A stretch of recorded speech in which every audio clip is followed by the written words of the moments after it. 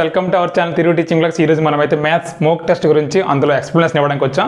Already Telugu అయిపోయింది, English అయిపోయింది, science plus social అయిపోయింది, మ్యాథ్స్ అయిపోతే ఇంకా నెక్స్ట్ సైకాలజీ కూడా కంప్లీట్ చేద్దాం. అలాగైతే మోక్ టెస్ట్లో మొత్తం 150 కూడా మీకు కవర్ అయిపోతాయి.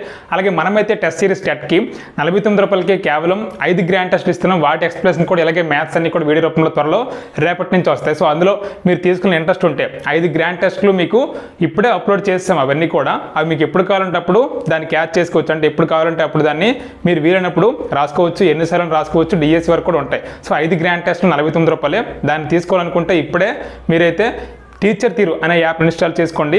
దాని ద్వారా అందులో టెస్ట్ సిరీస్ అని కనబడుతుంది. గ్రాండ్ టెస్ట్ సిరీస్ ఓపెన్ చేస్తే మీకు 49 రూపాయలకి 5 గ్రాండ్ టెస్ట్లు ఉంటాయి. అలా కాకుండా సబ్జెక్ట్ గ్రాండ్ టెస్ట్లు, మెయిన్ గ్రాండ్ టెస్ట్లు అన్నీ కావాలంటే 3000 బిట్లు కావాలంటే 299 రూపాయలకి వేరే ప్లాన్ ఉంటుంది, టెట్ 3.2. అది తీసుకోండి యాజ్ పర్ యువర్ చాయిస్. ఇకనైతే మనం మోక్ టెస్ట్లో మ్యాథ్స్ గురించి చూసుకుందాం. ఒకటవది 3x డిగ్రీ మరియు 6x డిగ్రీలు పూరక కోణాలైన x విలువ ఎంత అని అడిగారు. పూరక కోణాలు, ఈ పదం ఇంపార్టెంట్. పూరక కోణాలు అంటే కోణాలు మొత్తము 90 డిగ్రీలు అవ్వాలి. So 3x degree plus 6x degree is equal to 90 అవ్వాలి. అంటే x ఎంత వేస్తే 90 అవుతుందంటే x అనేది 10 డిగ్రీలు వేస్తే 3 10 30, 6 10 60. సో 30 ప్లస్ 60 90 డిగ్రీలు అవుతుంది. కాబట్టి x విలువ ఎంత అంటే 10 డిగ్రీలు అర్థం. సో 3x డిగ్రీ మరి 6x డిగ్రీలు పూరక కోణాలైన x విలువ ఎంత అంటే 10 డిగ్రీలు అవుతుంది. అది ఒకటవది. రెండవది, ఒక చతురస్ర వైశాల్యం 1849 సెంటీమీటర్ స్క్వేర్ అయిన చతురస్ర చుట్టుకొలత. అదే చతురస్రం చుట్టుకొలత కనుక్కోవాలి, వైశాల్యం ఇచ్చే చుట్టుకొలత కనుక్కోవాలి. 1849 అనేది 43 స్క్వేర్. సో దాని యొక్క భుజం ఎంత అవుతుందంటే 43. ఎందుకంటే చతురస్రం యొక్క వైశాల్యానికి A square is equal to 1849 centimetre square అయితే ఏ అనేది ఎంత అవుతుందంటే 43 అవుతుంది. చూసుకోండి, 40 40లు 43 మనం చేసుకుంటే 43 యొక్క వర్గం 3 మూల 9 12, 4 మూల 12, 4 16 1 17. సో 9 4 8 18, 1849 వచ్చింది కాబట్టి ఏ అనేది 43. సో చుట్టుకొలత అంటే చుట్టుకొలత సూత్రం 4a, 4 ఇంటూ 43 ఎంత అవుతుందంటే 4 మూల 12 1, 4 16 1 17, 172 సెంటీమీటర్లు. సో చతురస్రం యొక్క వైశాల్యం 1849 సెంటీమీటర్ స్క్వేర్ అయితే భుజం 43 అయింది. సో చుట్టుకొలత 4 43లో 4 40 120, 4 మూల 12 172 సెంటీమీటర్ అవుతుంది. అది ఈ లెక్క. మూడవది, ఒకని నెల జీతంలో 3/4 వంతు 6000 రూపాయలు అయినా నెల జీతము రూపాయలు ఎంత? చూడండి, నెల జీతంలో 3/4 అంటే భిన్నాలు ఇచ్చాడు. 3/4 వంతు అనేది 6000 అంట. అంటే ఒక వంతు ఎంత అవుతుంది చూడండి, 6000 ఇంటూ 4/3 అవుతుంది ఒక వంతు. మొత్తం వంతు సో 8000. అంటే ఒక వంతు 2000 అవుతుంది, 4 వంతులు కాబట్టి 8000 అవుతుంది. సో ఆన్సర్ అనేది 8000. చూడండి, 3/4 అనేది 6000, 3 1ల 3 2000, అంటే 1/4 అనేది 2000 అవుతుంది. మొత్తం కావాలి కాబట్టి 4తో గుణిస్తే 8000 అవుతుంది. సో ఒక నెల జీతంలో 3/4 వంతు 6000 అయితే అతని నెల జీతం ఎంత అవుతుందంటే 8000. 8000 ఆన్సర్. నెక్స్ట్ నాలుగవది, ఒక హెలికాప్టర్ గంటలో 600 కిలోమీటర్లు ప్రయాణిస్తే 4 గంటల్లో ప్రయాణించిన దూరం మీటర్లలో కావాలి. చూడండి, ఇక్కడ లెక్క మనకి అర్థమైందో లేదనేది ఇక్కడే తెలిసిపోతుంది.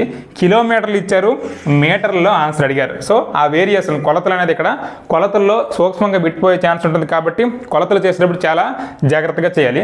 చూడండి, హెలికాప్టర్ గంటకి 600 కిలోమీటర్లు, గంటకి అంటే 600 కిలోమీటర్లు వెళ్తుంది.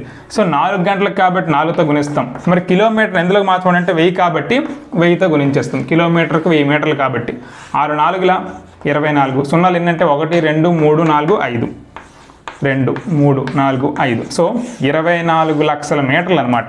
సో గంటకు 600 కిలోమీటర్లు వెళ్తే 4 గంటల్లో 24 లక్షల మీటర్లు, 24 లక్షల మీటర్లు వెళ్తుంది. ఎందుకంటే 6 4 24, పక్కన 5 సున్నాలు, 24 లక్షల మీటర్లు. ఇది 4వ లెక్క. 5వ లెక్క చూసుకుంటే a = 2, b = 3 అయినా b power b minus a power a. ఇది వర్గమూలాల ఘాతాంకాలు అక్కడికి వస్తుంది. b పవర్ b అంటే 3 power 3 minus a power a 2 power 2. 3 power 3 అంటే 3 into 3 into 3, 3 3 is 9, 9 3 is 27 minus 2 power 2, 2 square అంటే 4. సో 27 మైనస్ 4 23 ఆన్సర్ అది. ఆరవది, సమాంతర చతుర్భుజ వైశాల్యం 78 మీటర్ స్క్వేర్. సమాంతర చతుర్భుజ వైశాల్యం సూత్రం BH is equal to 78 metre square. Already భూమి ఇచ్చారు 6. So 6H is equal to 78 metre square. 6 1ల 6 ఇక్కడ మీటర్ ఉంటుంది కాబట్టి ఆ మీటర్ పోతే 6 13లు. సో ఎత్తు అనేది 13 మీటర్లు. సమాంతర సింపుల్ 6 13 78 అలా డైరెక్ట్గా వచ్చేస్తుంది, ఎందుకంటే భూమి ఇంటూ ఎత్తే దాని యొక్క వైశాల్యం కాబట్టి. 7వది 2 పూర్ణ సంఖ్యల మొత్తం -300, అందులో ఒకటి 60 అయినా రెండవది ఎంత? చూడండి, రెండవది ఎంత అవుతుందంటే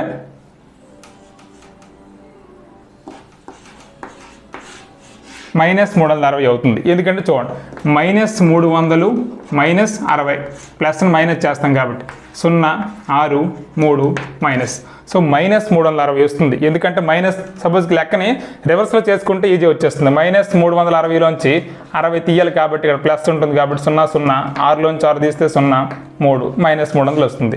కాబట్టి -300 -360కి 60 కలిపితే -300 వస్తుంది. కాబట్టి ఆన్సర్ -360 అనమాట. Next 8వది x² - 2 + 1/x²కి సమానమైంది.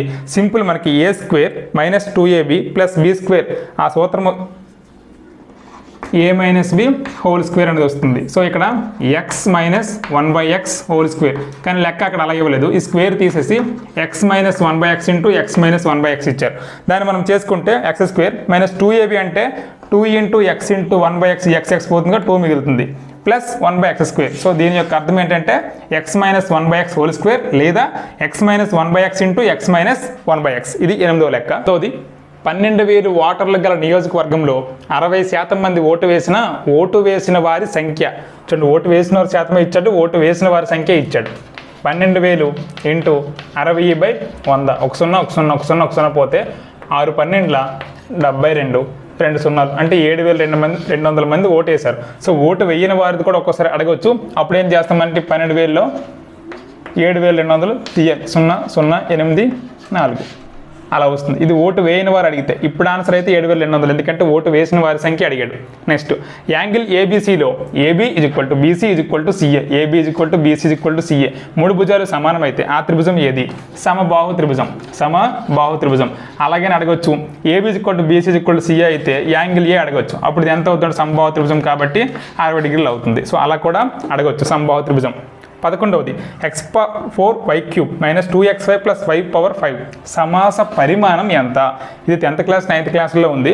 సమాస పరిమాణం సపోజ్ చూడండి, ax + b ఇది రేఖీయ సమాసం.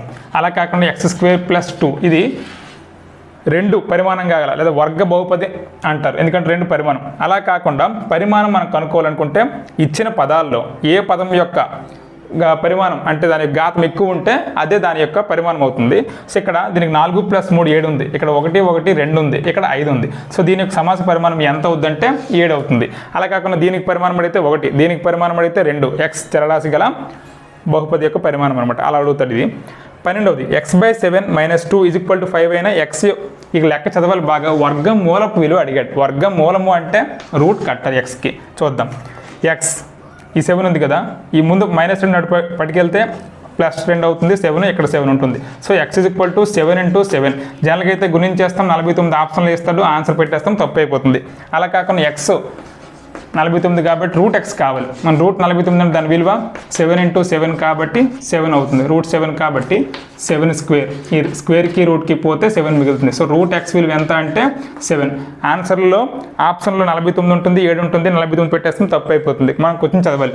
వర్గమూలం అడిగాడా, సగం అడిగాడా, అది మనము రెట్టింపు అడిగాడా అనేది చెక్ చేసుకుంటే ఆన్సర్ వస్తుంది. నెక్స్ట్ 13వది యాంగిల్ ఏబిసిలో యాంగిల్ A 30, యాంగిల్ B 50 అయితే యాంగిల్ C ఎంత? త్రిభుజంలో 3 కోణాల మొత్తం ఎప్పుడు కూడా 180 డిగ్రీలు అవుతుంది. సో 30 50 ఇచ్చాడు అంటే 80 డిగ్రీలు ఇచ్చాడు, 180లో 80 ఇచ్చాడు కాబట్టి మిగతాది యాంగిల్ C 100 డిగ్రీలు అవుతుంది. అలాగే 14వది 190 గ్రాములు = కేజీలు. జనరల్గా 1000 గ్రాములు అయితే 1 కేజీ అవుతుంది. ఎలాగంటే 1/1000 1 గ్రామ్ అయితే 1000/1000 సో 1 కేజీ అవుతుంది. మరి 190 గ్రాములు కాబట్టి 190/1000 అవుతుంది అనమాట. సో 3 సున్నాలు ఉన్నాయి కాబట్టి 0.190 కేజీస్ ఇలా వస్తుంది అనమాట. 0.190 కేజీలు అనమాట. నెక్స్ట్ 15వది x = 1 y = 2 అయినా 2x - 3y + 1 సింపుల్, దాన్ని ప్రతిక్షేపించడమే x1 - 3 × 2 + 1 ఈజ్ ఈక్వల్ 2 ఒకట్ల 2 మైనస్ 3 రెళ్ళ 6 ప్లస్ 1. ఈ ప్లస్లో మైనస్ దగ్గర బాగా కలుపుకోవాలి. 2 1 3, 3లోంచి -6 తీస్తే ఆన్సర్ -3 వస్తుంది. 3లోంచి -6 తీస్తే -3 వస్తుంది. 16వది 5:7 మరియు 2:9ల బహుళ నిష్పత్తి. బహుళ నిష్పత్తి అడిగారు ఇక్కడ, కాంపౌండ్ రేషియో. అప్పుడు మనకి ఎలా అవుతుందంటే 5 రెళ్ళ 7 9ల, 5 రెళ్ళ 10, 7 9ల 63. సో దీని బహుళ నిష్పత్తి ఎలా వస్తుంది. 17వది 12, 16, 20ల కసాగు కనిష్ట సామాన్య గుణిజం. మనకు బాగా తెలుసు కసాగు కట్టడం. 2 2 6ల, 2 8ల, 2 10ల, 2 3ల, 2 4ల, 2 5ల. సో 3 4 5 వరుసకు వచ్చాయి కాబట్టి అవి ఇంకా దేనికి తెగవు. సో 2 రెళ్ళ 4, 4 3ల 12, 12 5ల 60, 64ల 240. సో 12, 16, 20ల కనిష్ట సామాన్య గుణిజం ఎంత అంటే 240 అవుతుంది. ఇది 17వ లెక్క.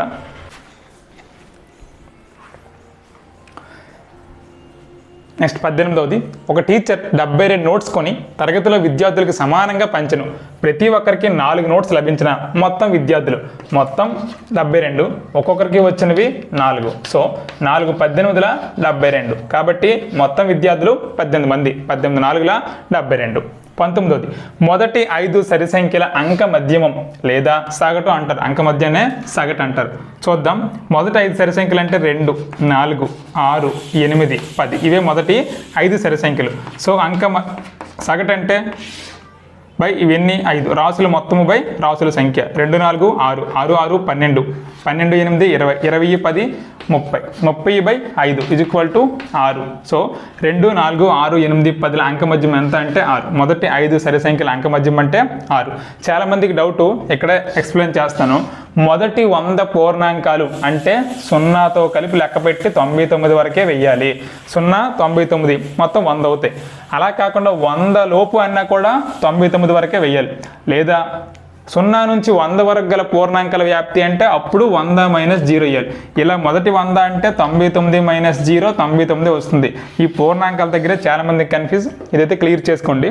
నెక్స్ట్ 20వది 2/5కి గుణకార తత్సమాంశం. గుణకార తత్సమాంశం ఎప్పుడు 1 రావాలి కాబట్టి 2/5కి గుణకార తత్సమాంశం 5/2. అప్పుడే దాని విలువ 1 వస్తుంది. సో ఆన్సర్ అయితే 5/2. 21 2 సంఖ్యల లబ్ధం 1296. వాటిలో మొదటి సంఖ్య రెండవ సంఖ్యకు 16 రెట్లు. సపోజ్ చూద్దాం. ఒకటి x అనుకుంటే ఇంకోటి 16x అవుతుంది. దీని యొక్క లబ్ధం x × 16x = 1296. ఆప్షన్లు అయితే 5 6 8 9 ఇచ్చారు. చూద్దాం. x² అవుతుంది. ఇది 16 కాబట్టి 16 ఒకట్ల 16 8ల 128 1 81. సో x అనేది 9 అవుతుంది. 9² = 81 కాబట్టి చూసుకోండి. 16 8 128 1 ఉంటుంది. 16 16 1 16. సో 81 వచ్చింది కాబట్టి x² = 9 × 9 కాబట్టి x = 9. ఆన్సర్ అయితే ఇది అవుతుంది. 21వది. 22వ చూసుకుంటే ఒక అర్ధవృత్తంకు సౌష్ఠవ రేఖలు ఎన్ని? ఒక అర్ధవృత్తంకు సౌష్ఠవ రేఖలు ఎన్ని? అర్ధవృత్తం అంటే ఇలా ఉంటుంది కాబట్టి దీని సౌష్ఠవ రేఖలు 1 ఉంటాయి. సో 1. 23వది 2 అకరణీయ సంఖ్యల మొత్తం -8. ఒక సంఖ్య -15/7 అని రెండవది. చూడండి. 2 అకరణీయ సంఖ్యల మొత్తం = -8. ఈ ఎలా ఉంచేద్దాం. a = -8 - b. చూసుకుంటే -8 - * -15/7 -8 ప్లస్ 15/7 వస్తుంది. -56 ప్లస్ 15/7 వచ్చింది. -56 ప్లస్ 15 కాబట్టి తీసివేయాలి. 6లో అయితే తీస్తే 1, 5లో ఒకటి తీస్తే 4. -41/7 -41/7 అనేది ఆన్సర్ అవుతుంది. 24వది త్రిభుజంలో 2 భుజాలు ఇచ్చారు. 12, 14 సెంటీమీటర్లు. దాని చుట్టుకొలత 36 సెంటీమీటర్లు. మూడో భుజం 12 + 14 + మూడో భుజం x = 36 సెంటీమీటర్లు. 12 14 26 కాబట్టి 36లోంచి 26 తీస్తే 10 సెంటీమీటర్లు. ఆ మూడో భుజం ఎంత అంటే 10 సెంటీమీటర్లు వస్తుంది. అప్పుడు 12 14 26 10 36 సెంటీమీటర్లు అవుతుంది. ఇది ఫ్రెండ్స్ 24 బిట్ల యొక్క ఎక్స్ప్లెనేషన్.